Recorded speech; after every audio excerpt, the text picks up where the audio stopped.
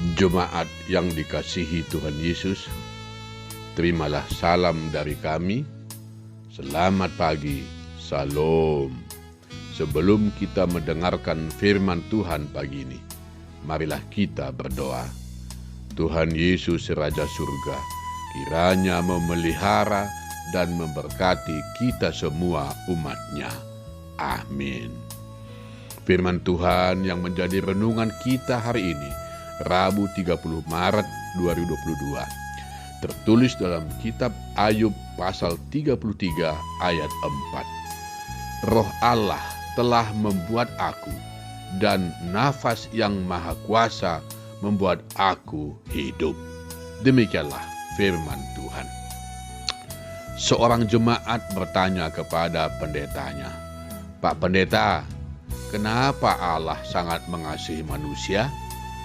Apa alasan Tuhan begitu peduli kepada manusia?" Mendengar pertanyaan itu, lalu dengan wibawanya, sang pendeta itu pun balik bertanya kepada jemaatnya, "Menurutmu, siapakah manusia itu?" tanya sang pendeta kepada jemaatnya. Mendengar pertanyaan itu, jemaat itu pun menjawab, "Menurutku, manusia itu hanyalah salah satu dari makhluk ciptaan Tuhan." Selanjutnya pendeta itu pun menjelaskan. Sekarang mari kita baca dari kitab Kejadian pasal 2 ayat 7. Bunyinya sebagai berikut. Ketika itulah Tuhan Allah membentuk manusia itu dari debu tanah dan menghembuskan napas hidup ke dalam hidungnya. Demikianlah manusia itu menjadi makhluk yang hidup. Dari ayat ini, kita mengetahui bahwa pada awalnya manusia itu hanyalah setumpuk tanah yang tidak berguna. Lalu Tuhan membentuk tanah tersebut dan menghembuskan napasnya ke dalam benda itu.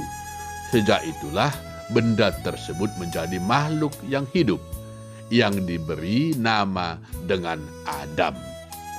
Kalau tadi kau bertanya kenapa Tuhan begitu peduli kepada manusia dan sangat mengasihinya, maka jawabannya karena manusia itu adalah bagian dari nafas Tuhan. Jadi setiap manusia adalah bagian dari napas Tuhan. Dengan napas Tuhanlah manusia itu menjadi hebat, menjadi berharga, dan sangat dikasihi oleh Tuhan. Karena itu, kita semua perlu memahami bahwa jika ada seseorang yang menghina, menindas, atau menyakiti sesamanya, berarti orang itu menghina, menindas, dan menyakiti napas Tuhan sendiri. Jemaat yang dikasihi Tuhan Yesus, dalam nas firman Tuhan hari ini, Ayub berkata, Roh Allah yang membuat dia hidup. Satu pengakuan yang tegas dari Ayub untuk menyadarkan semua umat manusia bahwa tanpa Tuhan, manusia tidak berharga. Tanpa Tuhan, manusia itu tidak punya arti. Karena itu, manusia harus menyatu dengan Tuhan. Jika manusia terpisah dari Tuhan, maka manusia itu akan binasa. Terbukti ketika manusia tergoda oleh bujukan dari iblis, akhirnya manusia itu jatuh ke dalam dosa dan menjadi budak iblis. Tetapi karena Allah mengasihi manusia, maka Allah sendiri datang ke dunia menjadi manusia yang diberi nama dengan Yesus Kristus. Dialah yang membebaskan manusia dari belenggu dosa dan belenggu iblis. Melalui pengorbanan Tuhan Yesus, dengan rela dia disalibkan, mati, dan bangkit dari kematian, maka manusia pun beroleh keselamatan dan beroleh hidup yang kekal di surga. Amin. Marilah kita berdoa. Bapa kami yang di surga, segala puji, hormat, dan kemuliaan kami sembahkan kepadamu. Oleh karena kasih-Mu, kami masih boleh hidup hingga pada pagi ini. Saat ini kami datang menghadap kehadirat-Mu untuk menyerahkan seluruh kehidupan kami ke dalam perlindungan-Mu.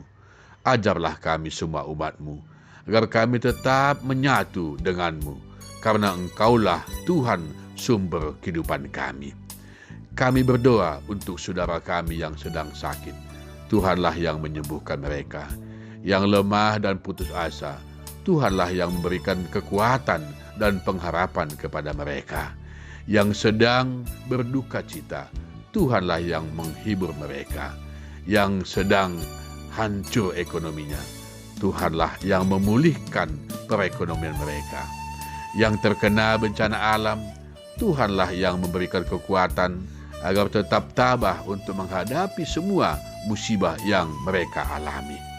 Berkatilah semua hamba-Mu agar tetap bersuka cita untuk memberitakan firman-Mu.